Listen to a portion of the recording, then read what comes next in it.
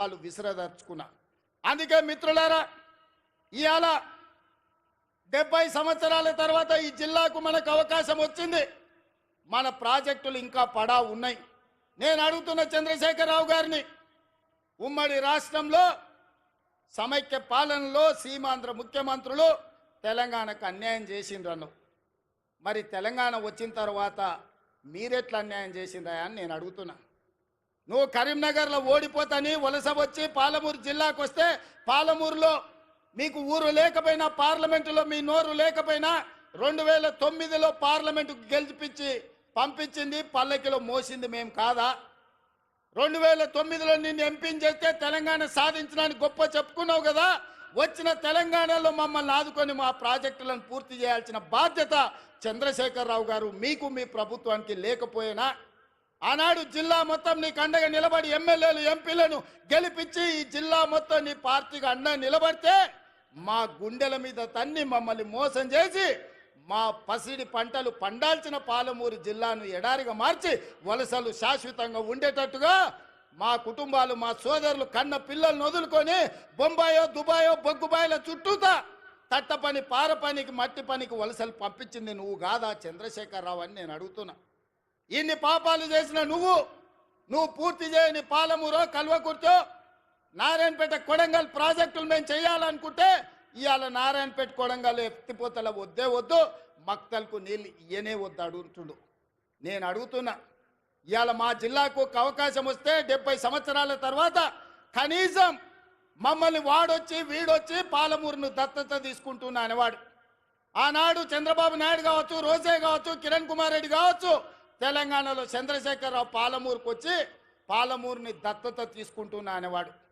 కానీ ఇవాళ మీ ఆశీర్వాదంతో మీ పాలమూరు బిడ్డ, సొంత బిడ్డ, ఎవడి దయదాక్షిణ్యాలు అక్కర్లేదు, మమ్మల్ని ఎవరి దత్తత తీసుకోవాల్సిన పని లేదు, మా వాడే మా బిడ్డనే ఈ రాష్ట్రానికి ముఖ్యమంత్రి అయ్యాడు, సంతకాలు పెడతాడు అన్నప్పుడు కాళ్ళల్లో కట్టెబెట్టడం న్యాయమా? మిత్రులారా, మీరు ఆలోచన చేయండి. నేను అడుగుతున్న ఈ జిల్లాని, పాలమూరు బిడ్డల్ని, ఎంతకాలం ఎవడో వచ్చి మనల్ని దత్తత తీసుకునేది ఉంది?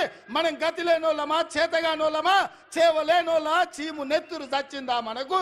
మనం పరిపాలన చెయ్యలేమా? మనం నిధులు తెచ్చుకోలేమా? మన జిల్లాను అభివృద్ధి చేసుకోలేమా అని నేను అడుగుతున్నా. మిత్రులారా, ఎందుకు ఇవాళ ఈ కోపం, ఈ ద్వేషం బీఆర్ఎస్ వాళ్ళకని అడుగుతున్నా. ఏం నొచ్చింది? 10 ఏళ్ళు మీరు ఉన్నారు కదా, 20 లక్షల కోట్లు మీ చేతులు ఉన్నాయి కదా, 20,000 కోట్లు మా ప్రాజెక్టులు పూర్తి చేయడానికి మీకు మనసు రాలేదు. మీరు మనుషులా అని నేను అడుగుతున్నా. ఇవాళ నేను కల్వకుర్తి పూర్తి చేయాలను ఉత్తమ్ కుమార్ రెడ్డి గారు పాలమూరు రంగారెడ్డి నిత్యం సమీక్షించడం ద్వారాను, మా గద్వాల కృష్ణమోహన్ రాలపాడు నుంచి గద్వాల అలంపూర్లో మా సంపత్ కుమార్ ప్రాజెక్టు పూర్తి చేయాలని అడుగుతుంటే వాటికి నిధులు ఇవ్వాలి, నీళ్లు రావాలి అని నేను అంటుంటే మీరు అట్లెట్ల ప్రాజెక్టులు కడతారని చంద్రశేఖరరావు గారు, ఆయన కొడుకు, ఆయన అల్లుడు అంటారు. నేను అడుగుతున్నా నా పాలమూరు సోదరులు, మళ్ళీ వస్తుందా మనకి అవకాశం?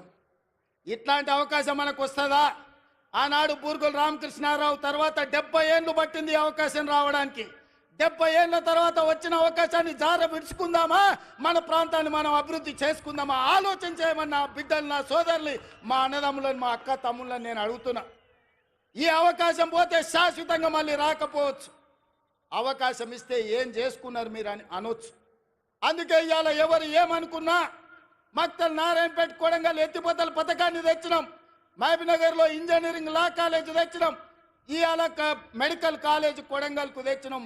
అన్ని కాలేజీలు, అన్ని స్కూళ్ళు, అన్ని విద్యా సంస్థలు ఇవాళ జిల్లాకు తెచ్చుకున్నాం. పెండింగ్ ఉన్న పాలమూరు రంగారెడ్డి ఎత్తిపోతల్ని మనం పూర్తి చేయాలనుకుంటున్నాం. ఇవాళ ఇంతకుముందు మా మధు, లేకపోతే మా ఎన్ఎం శ్రీనివాసరెడ్డి, మా అనిరుద్ధు చిట్టీలు ఇచ్చిండ్రు, అన్న ఇవన్నీ ప్రకటించని. అవన్నీ కాదు, ఈ జిల్లాకు ఏం అవసరమైన ఒక్కొక్కటి కాదు, అన్ని మూకుమ్మడిగా ఒకే సంతకంతో ఈ జిల్లాలో ఉండే అవసరాలకు అవసరమైతే వేదిక మీద నా మంత్రివర్గ సహచరుల సాక్షిగా మా వలస జీవితాలు బాగుపడాలంటే సంవత్సరానికో 20,000 కోట్లు మా జిల్లాకు ప్రత్యేకంగా నిధులు ఇవ్వండి అని నేను అడుగుతున్నా మీ తరఫున. 70 ఏళ్ళు మాకు అన్యాయం జరిగింది, నష్టం జరిగింది. 70 ఏళ్ళు మేము కన్నీళ్లతో బతికినాం.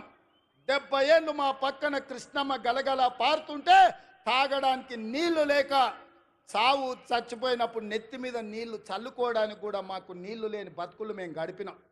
నేను అడుగుతున్న మిత్రులారా, ఇవాళ ఈ తెలంగాణకు నాయకత్వం వహించే అవకాశం పాలమూరు జిల్లాకు వస్తే వదులుకుందామా అని నేను అడుగుతున్నా. ఇవాళ వాళ్ళందరూ మనకు సహకరించారా? మన జిల్లా కోసం సంవత్సరానికి 20,000 కోట్ల రూపాయలు, 5 ఏళ్లలో 1,00,000 కోట్ల రూపాయలు ఈ జిల్లాకు తెచ్చుకుంటే ఈ జిల్లాలో పసిడి పంటలు పండి బంగారు భూములుగా మారవా బంజరు భూములని నేను అడుగుతున్నా.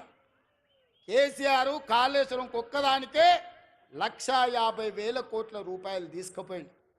1,02,000 కోట్ల రూపాయలు కాంట్రాక్టర్లకు ఇచ్చిండ్రు. కట్టింది కుప్పగూలింది.